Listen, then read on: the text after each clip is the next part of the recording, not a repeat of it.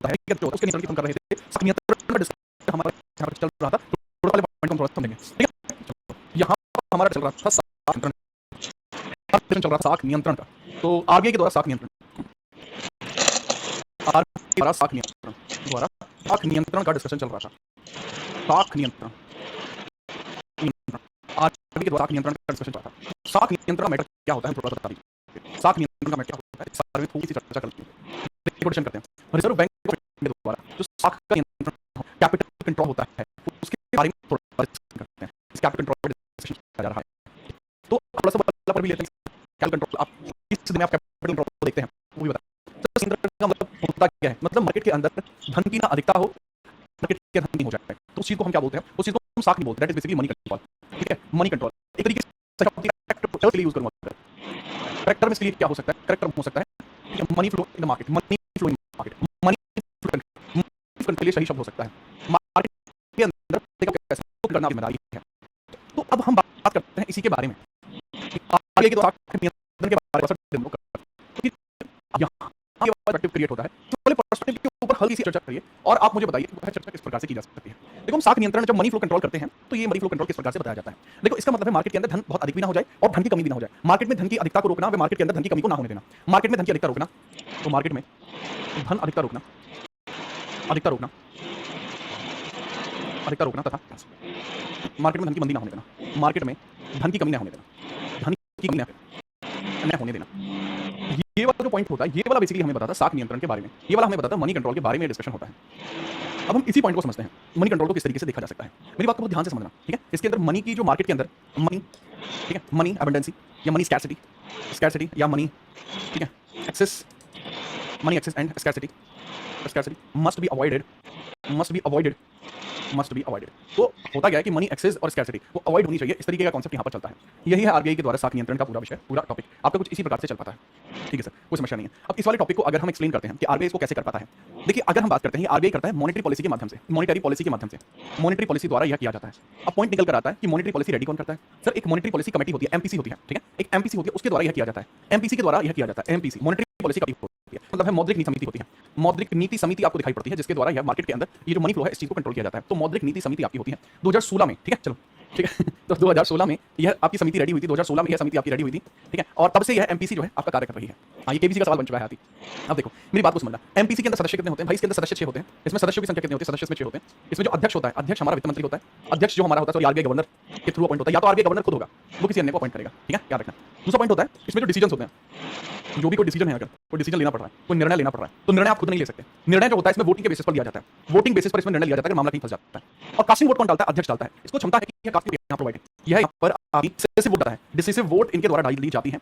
इसका निर्णायक मत डालेगा, निर्णायक मत डालेंगे। तो कहने की बात ये हुई, यही निर्णायक मत का प्रयोग करते हैं, निर्णायक मत का प्रयोग यही करते हैं, डिसिसिव वोट का प्रयोग ये करते हैं। ये प्रांशु भाई ये कॉन्सेप्ट यहाँ निकल कर आता है। डिसीजन, निर्णय, वोटिंग सब कुछ मैंने आपको बता दिया। ये एमपीसी के बारे में किया गया डिस्कशन है, मॉनेटरी पॉलिसी के द्वारा किया गया डिस्कशन आपका कुछ इसी प्रकार से होगा। यही मौद्रिक नीति समिति के बारे में लिया गया निर्णय था, ठीक है। क्या इसमें कोई बड़ी बात है सर? कोई बड़ी बात नहीं है। एमपीसी करती कैसे है काम? एमपीसी अपनी तरफ से कुछ डेटा का निर्धारण करती है या कुछ ब्याज दरों का निर्धारण करती है। एमपीसी के द्वारा क्या किया जाता है, कुछ ब्याज दरों का निर्धारण किया जाता है, कुछ ब्याज दरों का निर्धारण किया जाता है, कुछ ब्याज दरों का निर्धारण किया जाता है, का निर्धारण इसमें किया जाता है, निर्धारण इसमें किया जाता है, ठीक है। अब जो ब्याज दर का निर्धारण इसमें आप करते हो उसके बारे में हम डिस्कशन कर रहे हैं। कुछ जो इंटरेस्ट रेट होते हैं उस सबको यहाँ पर जो है सेलेक्ट किया जाता है एक तरीके से देखा जाए तो। इसका मतलब क्या होता है कि यहाँ पर बेसिकली चूजिंग ऑफ या फिर बेसिकली प्रेजेंट या मेक कैलकुलेशन या मेक इंटरेस्ट रेट्स, ठीक है, decide interest rates on few type of matters, on few type of conditions, few type of conditions.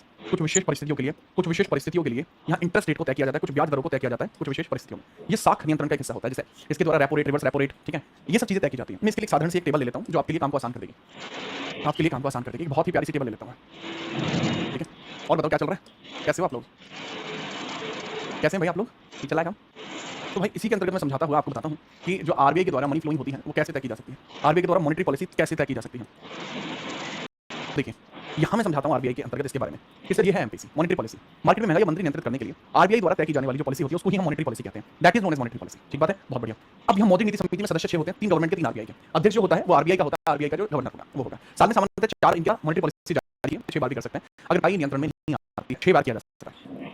अब कुछ फैक्टर्स हैं मौद्रिक नीति के, कुछ अवयव हैं, कुछ फैक्टर्स हैं मौद्रिक नीति में, इनकी दरें तय होती हैं, ठीक है। अब ये कैसे हैं, देखो पहला है repo rate, bank rate, reverse repo rate, SLR, CRR, MSF, marginal standing facility, ठीक है। तो अब हम इन्हीं के बारे में डिस्कशन करेंगे। अभी तो रंजना इसमें कोई बदलाव ही नहीं है, ठीक है। अभी तो ऐसा ही चल रहा है, सब कुछ ठीक नहीं हो पा रहा है, इसलिए मैं बाल नहीं कटवा पा रहा हूँ। आज आपको मैं नहाया ऐसा लग रहा हूँ क्या आप सबको मैं? आज मास्क सब नहा लिए हैं।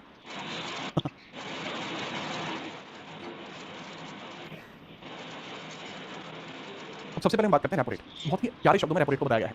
देखिए, जब एक बैंक आरबीआई से अंशकालीन लोन लेता है, मतलब शॉर्ट टर्म लोन लेता है, 10 दिन, 15 दिन, 25 दिन, 30 दिन से ज्यादा ना हो, ठीक है, याद रखें, तब उस पर लगने वाली ब्याज दर रेपो रेट कहलाती है। रेट ऑफ इंटरेस्ट इसका वर्तमान में 6.75 है। बैंक ने लिए 100 करोड़ उधार, वापस से 6.75 करोड़ रेपो रेट के अकॉर्डिंग, ठीक है, याद रखिएगा। दूसरा पॉइंट आप समझिएगा, बैंक रेट।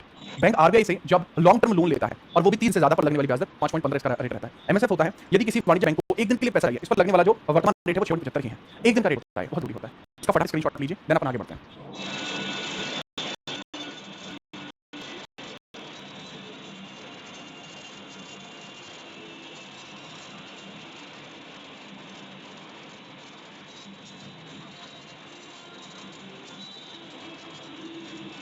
ठीक है, ये कुछ होते हैं भाई, इस बेसिस पर भी ब्याज मिल पाता है समय के अभाव के कारण।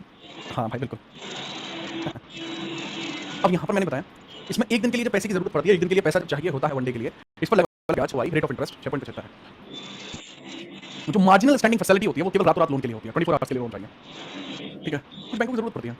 देन हम आगे बढ़ते हैं, रेपो रेट के बाद हम रिवर्स रेपो रेट की बात करते हैं। Now we talk about the reverse repo rate. ये रिवर्स रेपो रेट कैसे काम करता है? जब आरबीआई द्वारा वाणिज्य बैंकों से उधार लिया जाता है, उस पर लगने वाली ब्याज दर रिवर्स रेपो रेट होती है। मतलब इसमें जस्ट ऑपोजिट होता है। When RBI take loan from banks. अब आपके दिमाग में एक बात आ रही होगी, सर एक बात बताइए, आरबीआई तो पैसा छाप सकता है, आरबीआई तो पैसा छाप सकता है। देखो दोनों चीज आप समझिए, पहले रेपो रेट समझो भाई। रेपो रेट क्या है? मान के चलो आरबीआई है, आरबीआई से एक बैंक है जिसका बैंक का नाम है गजोधर बैंक। गजोधर बैंक है, गजोधर बैंक को जरूरत पड़ रही है वर्तमान में 100 करोड़ रुपए की। गजोधर बैंक को जरूरत पड़ रही है 100 करोड़ रुपए की, तो आरबीआई के पास जाके कहेगा कि जी मेरा नाम गजोधर बैंक है और मुझे जरूरत पड़ रही है 100 करोड़ रुपए की, कृपया आप मेरे लिए 100 करोड़ रुपए का लोन दे दीजिए। ऐसी परिस्थिति में आरबीआई क्या करेगा? 100 करोड़ का लोन गजोधर बैंक को दे देगा। 100 सीआर का लोन, 100 करोड़ का जो लोन है वो गजोधर बैंक को दे दिया जाएगा। तो गजोधर बैंक को जो 100 करोड़ का लोन मिला है, अब भाई आरबीआई भी इसके ऊपर पैसा खर्च कर रहा है, आरबीआई भी पैसा दे रहा है ना कहीं। तो ऐसी परिस्थिति में क्या होगा? ऐसी परिस्थिति के अंदर इस बैंक को जब वापस ये रुपए देने पड़ेंगे, रेट ऑफ इंटरेस्ट इस पर देना पड़ेगा जो 6.75 है। हालांकि क्योंकि रेपो रेट पर बेस है, तो इसको जो वापस देना पड़ेगा वह 6.75 के हिसाब से वापस देना पड़ेगा। मेरी बात को बहुत ध्यान से समझना बेटा, ये एनुअल रेट होता है, ये एनुअल रेट होता है, तो इसमें बहुत छोटा सा हिस्सा बनेगा एनुअल रेट का, बड़ा छोटा सा हिस्सा आपका बनेगा, जो लगभग 6.75 को जब 12 से डिवाइड करते हैं तो महीने का आ जाएगा, उसी से मल्टीप्लाई करके इसमें इतना लोन देना पड़ेगा वापस। दूसरा है बैंक रेट, ये होता है लॉन्ग टर्म लोन होता है। जब आरबीआई से दीर्घकालीन ऋण लिया जाता है, लॉन्ग टर्म लोन आपका लिया जाता है जो 30 दिन से ज्यादा होता है, उस पर लगता है आपका 5.15% का रेट। उस पर रेट क्या लगता है? 5.15 का लगता है। ये शॉर्ट टर्म का होता है, लॉन्ग टर्म का होता है। एमएसएफ केवल रातों रात से फंड की जरूरत पड़ती है तब लिया जाता है। अब जो आपका रिवर्स रेपो रेट होता है, इसके बारे में कई बार बच्चों को नहीं पता होता कि रिवर्स रेपो रेट क्यों लिया जाता है। देखो मेरी बात को सुनो, रिवर्स रेपो रेट कई बार जब आपको लगता है कि मार्केट में लिक्विडेशन बहुत ज्यादा हो गई है और आप जाकर बैंकों से लोन ले लेता है, बैंक को आरबीआई को लोन देना एक कल्शन होता है, मना नहीं कर सकते, ठीक है। चलो अब एक और बात आती है, सर एक बैंक दूसरे बैंक को लोन क्यों नहीं देता? आरबीआई मना करता है। अच्छा समझ तो यहाँ 3 पॉइंट हमेशा याद रखना, रिवर्स रेपो रेट जो होगा, रिवर्स रेपो रेट जो होगा वो हमेशा छोटा होगा रेपो रेट के मुकाबले। इस बार बहुत बार बन चुका है, हमेशा repo rate reverse repo rate के मुकाबले कम होगा। सीआरआर कैश रिजर्व रेशो, वाणिज्य बैंकों के द्वारा ऋण बांटने से पहले आरबीआई के पास एक संरक्षित रूप में राशि कैश रखनी होती है, सीआरआर कहलाता है। सीआरआर का मतलब क्या होता है कि मान के चलो जैसे हम एक बैंक लेकर आते हैं, बिल्लू कपची बैंक। लेट्स सपोज हमने एक बैंक खोला जिसका नाम है बिल्लू कपची, एक बैंक हमने खोल दिया जिसका नाम है बिल्लू कपची। बिल्लू कपची बैंक आ गया, बिल्लू कपची नेशनल बैंक आपका आ जाता है। अब बिल्लू कपची भाई के पास, बिल्लू कपची को आरबीआई के पास कुछ पैसा रखना पड़ेगा। जो पैसा बिल्लू कपची बैंक आरबीआई के पास रखेगा उसी से डिसाइड होगा मार्केट में कितना लोन उतार सकता है। अब रेट इसका वर्तमान में है 4.5%। अगर यहाँ पर 18 रुपए जमा कर रहा है तो Mummy incoming call.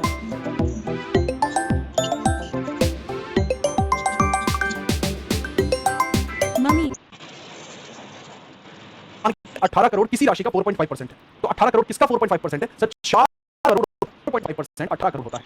तो इस हिसाब से हमें आता है कि भाई बिल्कुल खर्ची बैंक 4 करोड़ रुपए का लोन इसके अधिक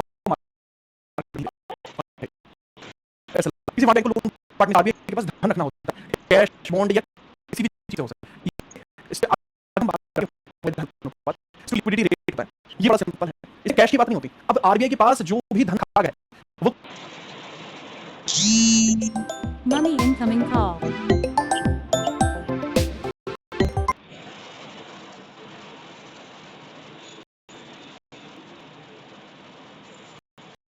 कैसे हो सकता है, ठीक है, हो सकता है इस प्रकार से हो सकता है, इसके बारे में चर्चा की जाती है।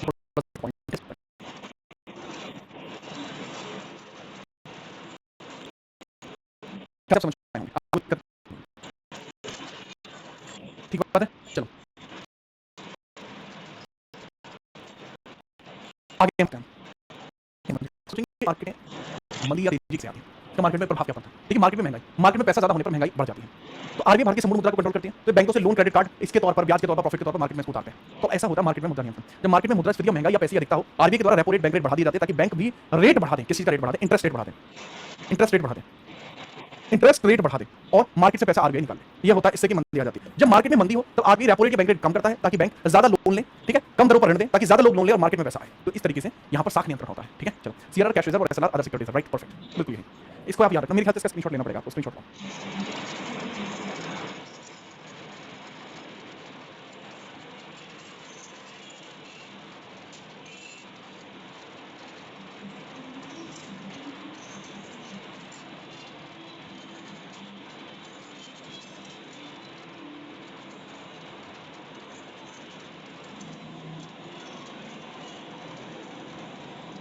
Very good. अगर आप समझ गए तो यही तो बातें होती हैं समझदार छात्रों की, वो चीजों को बहुत अच्छे से समझ जाते हैं। आगे हम बात करते हैं इसके बाद जो पॉइंटर्स आपके बने। यहाँ पर मैंने आपको आरबीआई के पूरे कॉन्सेप्ट को आपके दिमाग में ठूस ठूस के भर दिया। अब कुछ पॉइंटर्स होंगे जो आपको समझने होंगे बैंकिंग सिस्टम के बारे में। Let's get started. देखिए मेरी बात को समझिए, भारत में बैंकों का राष्ट्रीयकरण जो हुआ है वो बहुत जरूरी है। नेशनलाइजेशन ऑफ बैंक्स बहुत जरूरी विषय है। इस चीज को भी समझते चलिए कि भारत में बैंकों का नेशनलाइजेशन कब कब हुआ है। देखो पहला चरण जो बैंकों का नेशनलाइजेशन होता है 1969 में होता है। एक बार पूछ लिया जाता है इसके लिए अधिनियम कौन सा यूज हुआ है, अधिनियम कौन सा यूज हुआ है, इसके बारे में थोड़ा सा बताइए। ठीक है, देखो अब अगर मैं बात करते हैं कि भाई यहाँ पर इसके लिए आपका एक्ट कौन यूज हुआ, एक्ट कौन यूज हुआ है, एक्ट कौन सा है sir? Banking regulation act 1970 use है। बैंकिंग रेगुलेशन एक्ट 1970 कौन सा एक्ट यूज होता है? Banking regulation act 1970। तो यहाँ यूज होता है मेरे भाई बैंकिंग रेगुलेशन एक्ट 1970। तो 1970 का जो बैंकिंग विनियामक अधिनियम है, बैंकिंग विनियामक अधिनियम 1970, ये वो अधिनियम है जिसके बेसिस पर पहले चरण की आपके चरण के बैंकों का राष्ट्रीयकरण हुआ था। इंदिरा गांधी उस समय प्रधानमंत्री थी। 1 जुलाई 1969 में किया गया। बैंकों में धनराशि बढ़ रही थी, शर्त रखी गई थी जिस बैंक की वैल्यू 50 करोड़ से ज्यादा है अब वो सरकार के अधीन काम करेगा। ठीक है, चलो परफेक्ट है, वेरी गुड। नेक्स्ट हम बात करते हैं दूसरा चरण आपका शुरू होता है बैंकों का। Money incoming call.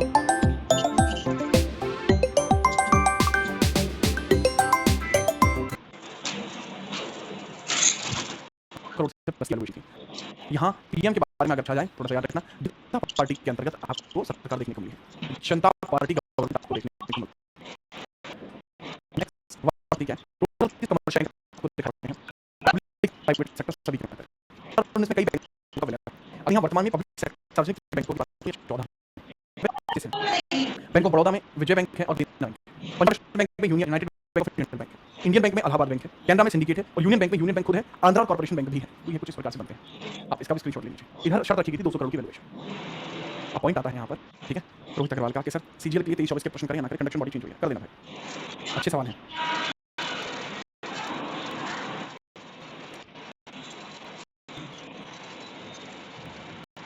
वर्तमान बैंकिंग के लिए हमारा कोई प्रश्न नहीं है। ठीक है, अब मैंने आपको काफी सारी चीजें यहाँ पर बताई। आप इस नेशनलाइजेशन वाले पॉइंट का स्क्रीनशॉट भी ले सकते हैं। अब हम आगे बढ़ते हैं। आगे नहीं यहाँ पर बढ़ा जो रीजनल रूरल बैंक, इस अदर टाइप ऑफ बैंकों को अगर हम देखते हैं, ऐसे भी बैंक है जो आपको को मिलते हैं। ठीक है, some other type of bank देख लेते हैं। Some other type of bank, यहाँ पर हेडिंग बनी हुई है। Some other type of bank की हेडिंग बनी हुई है। Some other type of bank, some other type of bank, इनकी बात कर लेते हैं। देखो सबसे पहले आपको देखने को मिलते हैं रीजनल रूरल बैंक आपके होते हैं। भारत में 5वीं पंचवर्षीय योजना के दौरान 1975 में पहला ग्रामीण बैंक, प्रथमा ग्रामीण बैंक खुला था। समिति कौन सी थी? नरसिम्हन समिति ने ही इसके लिए बोला भी था। खैर उद्देश्य था ग्रामीण क्षेत्रों का विकास। बहुत लंबा चल नहीं पाया। इसी के संबंध में एक समिति बनती है 1982 में, शिवरमन समिति। यही 1982 में नाबार्ड बैंक होती है, national bank for agriculture rural development, कृषि ग्रामीण विकास के लिए राष्ट्रीय बैंक। ये कब बनता है? 1982 में बनता है। पॉइंट आता है ये समिति कब बनी थी? 1980 में बनी थी। अब ये बैंक का काम क्या हो गया? नाबार्ड का काम क्या हो गया? नाबार्ड का काम हो गया जितने भी रीजनल रूरल बैंक हैं उनके ऊपर कंट्रोल करना। ठीक है, कुछ अन्य बैंक भी हैं जैसे आईडीबीआई है 1964 हेडक्वार्टर मुंबई, सिडबी है 1990 headquarter Lucknow, KVIC 1957 headquarter Mumbai, IRDA आपका हो जाएगा 1999 headquarter Hyderabad, EXIM export import bank 1982 headquarter Mumbai. ठीक है, स्टडी और स्टडी H7X कह रहा है। आज मैं पहली बार आपकी क्लास देखा हूँ। बहुत बढ़िया भाई, बहुत बढ़िया, सब बात काम कर रहे हो, रेगुलर देखा करो। नोट कर दिया हो तो बताओ, फिर आगे बताओ।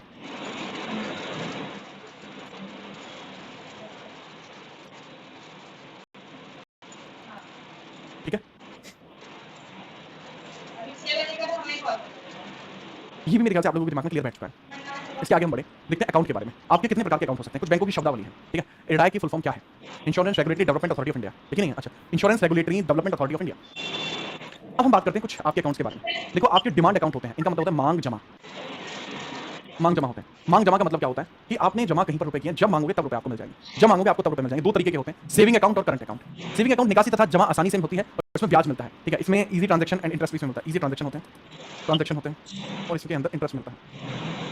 करंट अकाउंट में क्या है, ये बिजनेस के लिए होता है, पहली बात ये बिजनेस यूज के लिए होता है, ये बिजनेस यूज के लिए होता है। इसके अंदर ट्रांजैक्शन नहीं होते, ट्रांजैक्शन इसमें नहीं होते।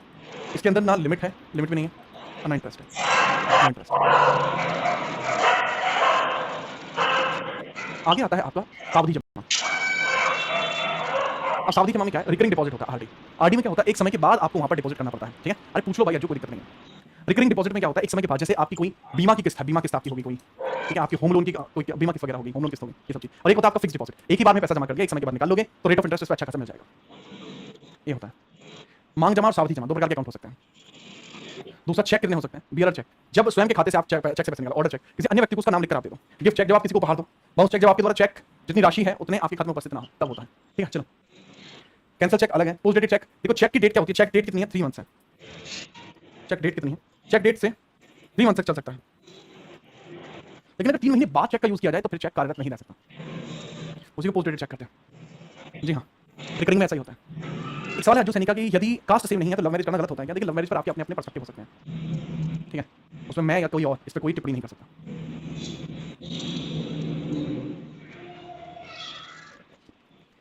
ठीक है, इसका भी स्क्रीनशॉट ले सकते हैं आप। देन इसके बाद एक पॉइंट और बचती है, आपके कुछ टर्म्स होते हैं जो आपको समझने होंगे।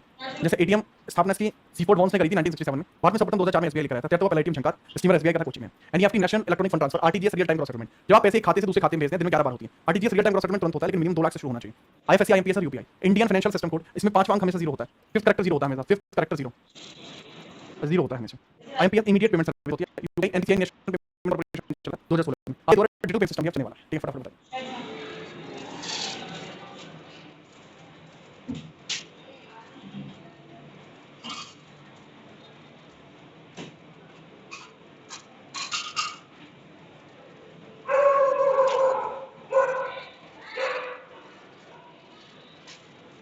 कर लिया आपने नोट? बहुत बढ़िया। पैसा जोड़कर ट्रिप पे जा रहा था, रास्ते में क्या हो गया? चलिए आप ये समझिए, तो भाई यहाँ आपका जो बैंकिंग चैप्टर है वो कंप्लीट हो जाता है, ठीक है। रास्ते में किसका क्या बात है। चलो क्या बात है, पैसा जोड़कर तुम ट्रिप पे जा रहे थे, रास्ते में आपकी किसी का अब वापस आने का किराया है या नहीं है? बता दो मुझे, मैं वापसी का किराया का इंतजाम करता हूँ आपके का। मुझे भैया मांगने पड़ेंगे एक जगह से, तब आपके किराए का इंतजाम हो पाएगा। चलिए अब दूसरा पॉइंट हम शुरू करते हैं। यहाँ से हम अगले चैप्टर की शुरुआत करते हैं, ठीक है। यहाँ से हम अगले चैप्टर की शुरुआत करते हैं, जिस चैप्टर को क्या कहा जाता है, शेयर मार्केट, ठीक है। चलो, वित्त बाजार होता है जिसको हम शेयर मार्केट के तौर पर जानते हैं, ठीक है, याद रखिएगा, ओके।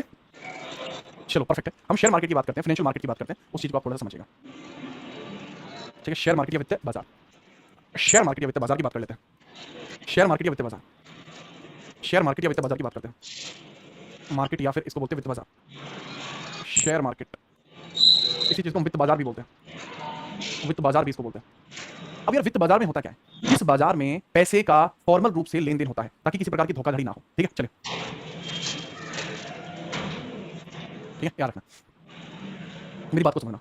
ये क्या होता है, जैसे सिक्योरिटी मार्केट होता है, लेकिन इस पॉइंट को समझने की कोशिश करना। जैसे आप हैं, जिस प्रकार सब्जी मंडी में जाते हो सब्जी मिलती है, बिल्कुल वैसे वित्त बाजार में आपको क्या मिलता है, पैसा ही आपको मिलता है एक तरीके से, ठीक है। चलो, तो इस पॉइंट को आप समझना, फाइनेंशियल मार्केट को आप समझिएगा एक तरीके से क्या होता है, एक वैसा बाजार होता है जहां पर वित्त यानी फाइनेंस या मनी का लेन देन औपचारिक रूप से होता है, ठीक है। मतलब एक ऐसा बाजार जहां पर एक ऐसा बाजार जहां धन या वित्त का लेन देन, जहां धन स्लैश वित्त का लेन देन, वित्त का लेन देन, धन स्लैश धन या वित्त का लेन देन होता है। मतलब एक ऐसा बाजार है जहां धन या वित्त का लेन देन औपचारिक रूप से होता है, लेन देन औपचारिक रूप से होता है, औपचारिक रूप से हो, तो वो चीज कहलाती है शेयर मार्केट। वही चीज हमें शेयर मार्केट कहलाती है, वही शेयर मार्केट कहलाती है। एक्जैक्टली शेयर मार्केट शब्द इसके लिए यूज करना ठीक नहीं है, इसको हम फाइनेंशियल मार्केट बोलते हैं, इसको ही हम फाइनेंशियल मार्केट बोलते हैं। इसी को हम क्या बोलते हैं भाई, इसी को हम फाइनेंशियल मार्केट बोलते हैं। मतलब वित्त बाजार हम इसी को बोलते हैं। मतलब इसका मतलब सीधा है ट्रेड ऑफ फाइनेंस और मनी, ट्रेड ऑफ फाइनेंस और money officially, trade off finance and money officially. तो यहां मैंने बताया trade off finance and money officially क्या कहलाती है, जहां ट्रेड होता है कहीं ना कहीं किसी प्रकार से फाइनेंस का और पैसे का ऑफिशियली, उस चीज को हम क्या बोलते हैं, उसी को हम फाइनेंशियल मार्केट बोलते हैं। तो शेयर मार्केट में वाली पहली चीज होती है, मार्केट फाइनेंशियल मार्केट है। पहला पॉइंट इसमें आप समझना। अच्छा, इसके अंदर क्या होता है, इसमें सिक्योरिटी बहुत होती है, प्रतिभूतियां बहुत होती हैं, ठीक है। सिक्योरिटी मार्केट भी है जैसे बच्चों का कहना है। तो बच्चे सिक्योरिटी क्या होती है पहले समझिए, प्रतिभूति की अवधारणा क्या है, इसको थोड़ा सा प्रतिभूति क्या होगी, प्रतिभूति की अवधारणा क्या है, अवधारणा क्या होगी, प्रतिभूति की अवधारणा क्या, प्रतिभूति का मतलब क्या होता है, जैसे सिक्योरिटी की जाए, कॉन्सेप्ट ऑफ सिक्योरिटी की बात कर लेते हैं। सिक्योरिटी का कॉन्सेप्ट क्या है, कॉन्सेप्ट ऑफ सिक्योरिटी की बात कर लेते हैं। इससे सिक्योरिटी का कॉन्सेप्ट आता है क्या? तुम्हें समझाता मैंने कभी शेयर मार्केट में एक पैसा नहीं लगाया, मुझे भरोसा नहीं होता, मुझे सीधा खराब पैसा समझ में आता है, मुझे खराब पैसा समझ में आता है। पैसे से मेरा मतलब क्या है? मेरे पैसे से मेरा मतलब है कि भाई मेहनत करी, पैसा मेरा, बात खत्म। तो मुझे वही पैसा समझ में आता है, मैं इजी नहीं करता, हार्ड नहीं करता, इजी मनी नहीं करता, ठीक है? भाई चीज बन जाता है, अगर बन जाता है, मेरी बात समझना। जब पैसा एक विशेष कागज के बदले दिया जाता है, इसका कागज सिक्योरिटी कहते हैं। पैसा एक विशेष कागज के बदले दिया जाता है। प्रतिभूति एक ऐसा डॉक्यूमेंट है जिसका अपना एक मौद्रिक मूल्य या पैसा या कीमत होती है। एक तरीके से आप ये चीज समझ सकते हैं, ठीक है? कोई समस्या है? मेरी बात को समझो। जो प्रतिभूति होती है, इसका मतलब होता है यहाँ पैसा एक विशेष कागज के बदले दिया जाता है, ठीक है? एक प्रकार का ऐसा विनियमन है, एक प्रकार का विनियमन ही है, एक प्रकार का विनियमन ही है, ठीक है?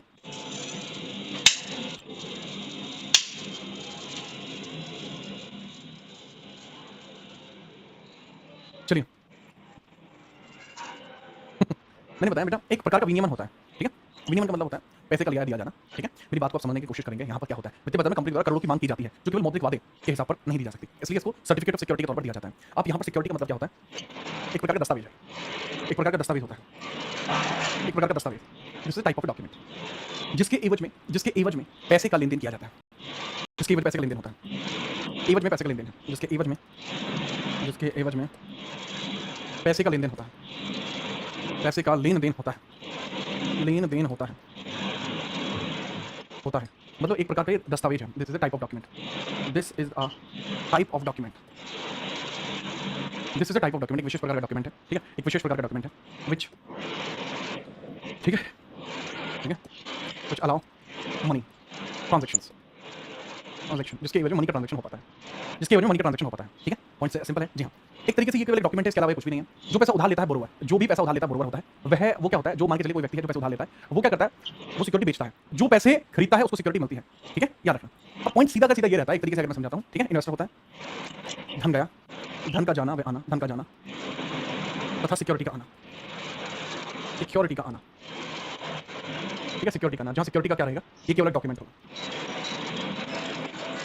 एग्जांपल के लिए मान के चलिए ये वाला कॉन्सेप्ट आपको इतना समझ में नहीं आ रहा होगा। मैं एग्जांपल की बात करता हूँ कि कल कोई कंपनी खुलती है जिसका नाम है, ठीक है, जिसका नाम है पप्पू इंटरनेशनल। एक कंपनी खुली पप्पू इंटरनेशनल, एक कंपनी खुलती है जिसका नाम है पप्पू इंटरनेशनल, कंपनी का नाम है पप्पू इंटरनेशनल, पप्पू इंटरनेशनल गन्ने का जूस, गन्ने का जूस ज़्यादा हो जाएगा, पप्पू इंटरनेशनल रखिएगा। पप्पू इंटरनेशनल कंपनी शर्ट बनाती है, शर्ट, ये पप्पू इंटरनेशनल कंपनी जो शर्ट बनाती है। अब कल को यह अपनी इस कंपनी के अंदर शेयर्स बना लेता है। इस कंपनी की कीमत कितनी है इस कंपनी की, वैल्यूएशन कितनी है इस कंपनी की? तो इस कंपनी की वैल्यूएशन है 100 करोड़। अब ये कंपनी क्या करती है? ये शेयर बना लेती है, कंपनी शेयर बना लेती है, शेयर बना लेती है, टुकड़े कर लेती है अपनी कंपनी के, कि हमारी कंपनी के जो टुकड़े होंगे, हमारी कंपनी के टुकड़े होंगे पूरे 10 लाख टुकड़े होंगे हमारी कंपनी के, 10 लाख पीस होंगे हमारी कंपनी के, पीस होंगे, ठीक है? इसमें टुकड़े कर दिए तो एक पीस इसकी कंपनी का कितने का होगा? इसकी कंपनी का एक पीस कितने का होगा? सर इसका एक पीस होगा 10 रुपए का। 100 करोड़ की कंपनी 100 रुपए का एक पीस होगा। 10 लाख 0, 10 लाख में 10 की मल्टीप्लाई 1 करोड़, 10 करोड़, 1000 का बेटा एक पीस, एक पीस इसमें 1000 का है, कंपनी का एक पीस 1000 का है, ठीक है? टोटल पीस इसमें कितने? 10 लाख पीस है इसमें। अब अगर 10 लाख में अगर 1000 की मल्टीप्लाई करोगे तो सीधा 100 करोड़ बैठेगा। मेरी बात को समझना, एक पीस इसके अंदर 1000 का है, इसमें इतनी की मल्टीप्लाई करोगे तो इतना बैठेगा। तो कुल मिला के हमारी कैलकुलेशन बढ़िया है। अब इसमें कल को चलिए, कल को इसके अंदर, ठीक है, एक व्यक्ति है जिसका नाम जानते हैं अनुपम। अनुपम इस कंपनी में हिस्सा चाहता है, अनुपम इस कंपनी में हिस्सा लेना चाहता है कल को। अनुपम का माइक इस कंपनी में हिस्सा ले, तो अनुपम क्या करेगा? अनुपम इस कंपनी के 20,000 शेयर खरीदेगा, 20,000 शेयर इसने खरीदे। टोटल शेयर कितने? 10 लाख 20,000 शेयर इसमें अनुपम ने खरीद लिए। अब अनुपम ने जो शेयर खरीदे वो कितने रुपए का इसने पेमेंट करा? तो 20,000 मल्टीप्लाई बाई 1,000 तो कितना हुआ? 20,000 1,000, मतलब अनुपम के द्वारा यहाँ पेमेंट किया गया कितना? सर इसके अंदर पेमेंट हो रहा है आपका 3 6 7 यानी 2 करोड़ का पेमेंट हो गया। 2 CR का पेमेंट इसने कर दिया, 2 करोड़ का पेमेंट इसने कर दिया सीधा छाती ठोक के, और 20,000 शेयर इसने लपेट दिए, 20,000 शेयर इसने लपेट दिया, ठीक है? तो यहाँ पर क्या अनुपम के हाथ में इस कंपनी की मालिकाना हक आ गया? क्या इस प्रकार से कि भाई तूने कंपनी खरीद ली, तो अनुपम को कंपनी खरीद के मिला क्या? बताओ मुझे, क्या अनुपम की नौकरी लग गई? नहीं लगी।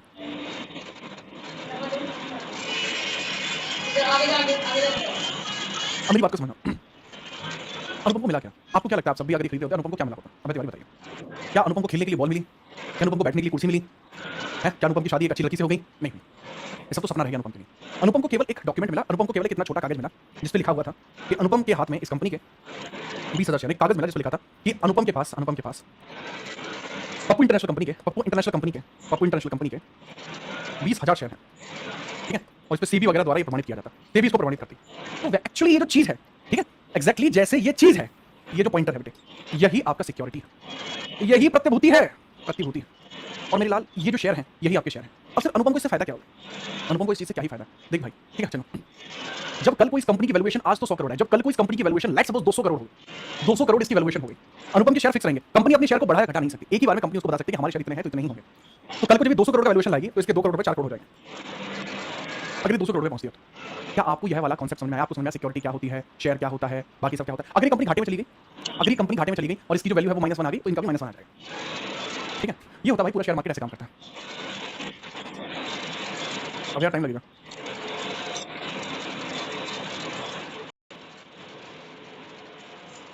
अभी मैं पी रहा था सरधाई, सरधाई पता क्या होती है? और जोड़ की बना रखी है मैं, बुद्धिमानी तुम्हारी बात, ऐसे चलता है शेयर मार्केट। अब तुम सोचते हो सर इसमें रिस्क क्या है? यार तुम किसी कंपनी का ये नहीं बता सकते कंपनी बढ़ सकती है घट सकती है, कोई नहीं बता सकता, किस्मत का जुआ होता है, ये किस्मत का जुआ होता है। अरे भाई आ जाएगी जल्दी, प्लस को लाइक भी कर लेना भाई आप सब। शेयर मार्केट में मेरे भैया 25 लाख लॉस में चले गए, उसमें 6 लाख मेरे थे। अरे बाप रे, मैंने कभी इस तरीके के पैसे नहीं लगाए। अब हम बात करते हैं थोड़ा सा इसमें नेक्स्ट पॉइंट के बारे में कि अब जो फाइनेंशियल मार्केट होते हैं दो प्रकार के होते हैं, एक होता है मुद्रा बाजार, एक होता है आपका पूंजी बाजार। अब बेटा इसमें जो फाइनेंशियल मार्केट होते हैं वो दो प्रकार के होते हैं, ये मैं समझाने की कोशिश करता हूँ कि यहाँ फाइनेंशियल मार्केट जो होते हैं वो होते हैं दो प्रकार के। वित्त बाजार, फाइनेंशियल मार्केट, इसके मुख्य रूप से दो हिस्से होते हैं। इसके मुख्य रूप से कितने हिस्से होते हैं भाई साहब? इसके मुख्य रूप से आपको दो हिस्से दिखाई देंगे। अभी दो हिस्से जो होते हैं उसके बारे में समझिए, ठीक है? कौन कौन से हिस्से? एक है मनी मार्केट और एक है आपका कैपिटल मार्केट। ठीक है, मनी मार्केट और कैपिटल मार्केट ये दो हिस्से हो गए। This is money market and this is capital market, ये दो हिस्से आपको दिखाई पड़े। ठीक है धर्मे, तुम्हें सरदाई नहीं पता किसी को? बादाम रगड़ा पता है?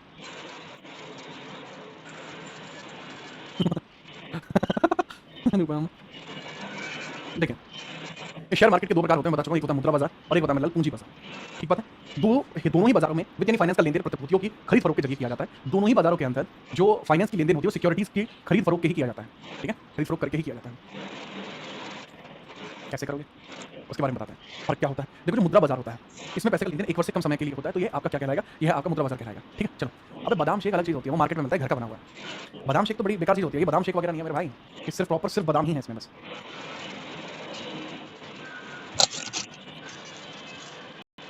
हाँ हाँ वही वाला, जो मशीन लगा वही वाला है। ढाका मशीन में मैंने कुछ नहीं करता, मैंने पहले शुरुआत इससे करूंगा। मैंने बताया था एक वीडियो पे काम करता है। दूसरा होता है मेरे भाई पूंजी बाजार है, जिसमें 1 वर्ष उससे अधिक समय के लिए पैसे उधार लिया जाता है, तो पूंजी बाजार होता है। पूंजी बाजार का नियंत्रण होता है सेबी के द्वारा किया जाता है, इसका नियंत्रण आरबीआई के द्वारा किया जाता है। ये आपके फाइनेंशियल मार्केट होते हैं। ठीक है, ये आपके फाइनेंशियल मार्केट होते हैं।